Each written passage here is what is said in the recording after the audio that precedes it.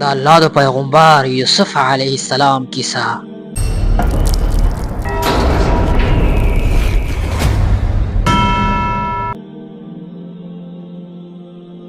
حضرت یوسف علیه السلام یو وړوکی هلک و.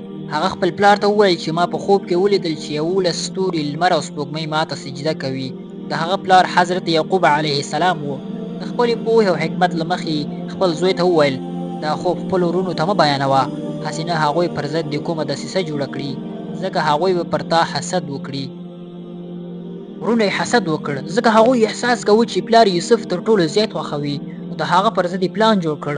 هغوی له پلار څخه اجازه وغوښته چې یوسف له ځان سره بوځي او وویل چې یوسف به له موږ سره په کارونو کې مرسته وکړي. وروڼو یې په خپل منځ کې بحث وکړ چې څنګه له یوسف څخه ځان خلاص کړي. یوسف چې لا ماشوم او له خپلو وروڼو سره د تلو لپاره خوشحال و، هېڅ بد فکر یې ونه کړ. خو وروڼو یې بل پلان درلود، ځکه چې هغه به په څاه کې غورځوي. ونیسئ، راځئ ونیسئ.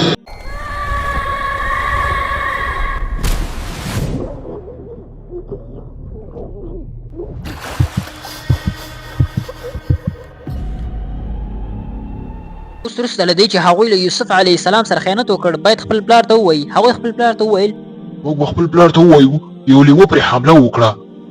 رښتیا وایم یو وحشي لیوه پرې حمله وکړه او هغه یې وخوړه.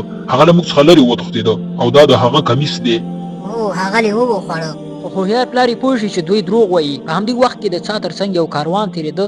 یو سړي خپل سطل ښکته کړ. ناڅاپه وویل زیرې دلته یو هلک دی. هغوی یوسف علیه السلام راویست او پرېکړه وکړه چې پرې پیسې به وګټي او وویل موږ به یې خرڅ کوو، نن به مصر ته ولاړ شو. یوسف علیه السلام یوازې و، وېرېدلی و او اوس د ناشنا خلکو لخوا نیول شوی و. هغه له خپل کوره سلګونه میله لرې بیول شوی و. نه پوهېده چې بیا به کله خپله کورنۍ وویني که نه. کله چې د اوږده او ستړي سفر وروسته مصر ته ورسېدل، سړو پرېکړه وکړه چې هغه به وپلوري. خو کومو خلکو چې هغه واخیست ښه خلک و. هغه یو شتمن وزیر و او د هغه مېرمن وه چې اولاد یې نه درلود. وزیر وویل ښایي دا هلک موږ ته ګټه ورسوي، یا به یې د خپل زوی په توګه ومنو. یوازې د خپلو وروڼو لخوا خیانت شوی، له خپلې کورنۍ لرې د ناشنا خلکو لخوا نیول شوی او بلې کورنۍ ته پلورل شوی ځوان یوسف علیه السلام وېرېدلی او یوازې و. کله چې یوسف علیه السلام لوی شو او ځوان شو، د هغه ښکلا د بل هېڅ چا ښکلا په شان نه وه. داسې ښکلا چې هېڅ چا له پامه نه شو غورځولی، حتی د وزیر مېرمنې هم نه. هغه د یوسف علیه السلام په مینه اخته شوه. هغې دروازې وتړلې او هڅه وکړه چې یوسف علیه السلام وغولوي، خو یوسف علیه السلام انکار وکړ او وتښتېده.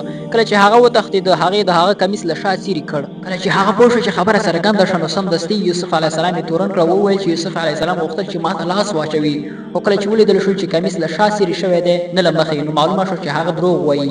هغه ملامته شو. د دغې ښځې نوم زلیخا وه. دا خبر ژر خپره شوه چې د وزیر مېرمنې هڅه کړې وه چې یوسف علیه السلام وغولوي. کله چې د دې اوازو څخه خلک خبر شو، د وزیر مېرمنې پرېکړه وکړه چې یوه مېلمستیا جوړه کړي او ټولې ښځې راوبولي. هغې ټولو ښځو ته میوه او چاړه ورکړه چې میوې پرې کړي. بیا یې یوسف علیه السلام راوغوښت. یوسف دلته راشه. کله چې هغوی یوسف علیه السلام په خپلو سترګو ولیده، نو دومره حیرانه شوې چې وویل چې دا خو یو انسان نه دی بلکې یوه فرښته ده. او هغه ښځو خپلې ګوتې په چړو باندې پرې کړې او هېڅ پرې پوه نه شوې. او زلیخا بیا وویل دا خو هماغه سړی دی چې تاسو پرې ما ملامته کوئ. زلیخا د دې لپاره چې خپله مرتبه او عزت وساتي، هغه یوسف علیه السلام زندان ته واچوه. هغه بې ګناه و خو په ناحقه بندي شو. په زندان کې هغه له 2 ځوانانو سره مخ شو. هغوی خپل خوبونه یوسف علیه السلام ته وویل او یوسف علیه السلام یې تعبیر وکړ.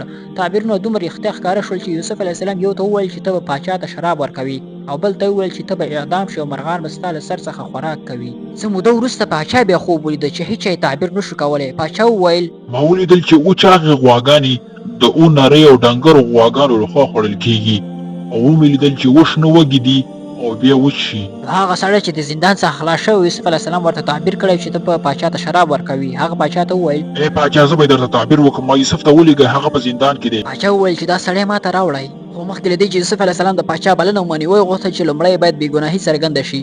زلیخا وویل چې موږ هڅه وکړو چې یوسف وغولوو. هغه په پاکوالي کلک ولاړ و. یوسف علیه السلام د پاچا خوب تعبیر کړ او وویل چې ښه کلونه به راشي، ورپسې به بد کلونه د قحطۍ وي. بیا یې هغوی ته دا هم وښودله چې څنګه د دې قحطۍ لپاره تیاری ونیسي. نو پاچا حضرت یوسف علیه السلام ته ډېر لوړ مقام ورکړ او هغه یې د چارو مسؤل وټاکه. کله چې ښه کلونه تېر شول، قحطي پیل شو او پر هر شی اغېزه وکړه. حتی د یوسف علیه السلام په وروڼو هم هغوی د لرې ځایه د خوراک د وړلو لپاره راغلل. د ډېرو کلونو وروسته لومړی ځل و چې یوسف علیه السلام خپل وروڼه ولیدل. هماغه وروڼه وو چې هغه عیسی ته غورځولی و. هغه یوسف علیه السلام ونه پېژندل. خو یوسف علیه السلام هغوی وپېژندل. یوسف علیه السلام هغوی قانع کړل چې بل ځل خپل کشر ورور بنیامین هم راولي چې د یوسف علیه السلام خپل کشری ورور و تر څو نور خوراک هم ترلاسه کړي. خو وروسته یوسف علیه السلام د الله تعالی په امر هغوی د غلا په تور تورن کړل. یوسف علیه السلام د بنیامین ستون کړ نو دغه ورونه ویل چې د ده یو پلار شته چې ډېر زور سړی دی نو زموږ له ډلې څخه یو کس د هغه پر ځای ونیسه. چې بیا یوسف علیه السلام خپل ورونو ته ځان ور وپېژندل او وویل چې زه یوسف یم او دا زما ورور دی. یوسف علیه السلام خپل ورونه وبخل او هغوی ته ویل چې زما کمیس زما پلار ته یوسف ټوله کورنۍ مصر ته راوړئ. د هغوی پلار حضرت یعقوب علیه السلام د کلونو په اوږدو کې له ډېر غم څخه سترګې لاندې شوې وي خو کله چې یوسف علیه السلام کمیس یې پر مخ ومخه نو بېرته یې سترګې بنا شوې. بیا ټول سپاره شول او مصر ته یې سفر وکړ. له ډېرو کلونو وروسته یوسف علیه السلام خپل پلار او خپلې کورنۍ سره یوځای شول. ټولو ورونو ترې بخښنه وغوښتله. هماغه وخت یوسف علیه السلام خپل پلار ته وویل چې ای پلاره دا هماغه خوب دی چې الله تعالی ما ته ډېر کلونه مخکې راکړی و.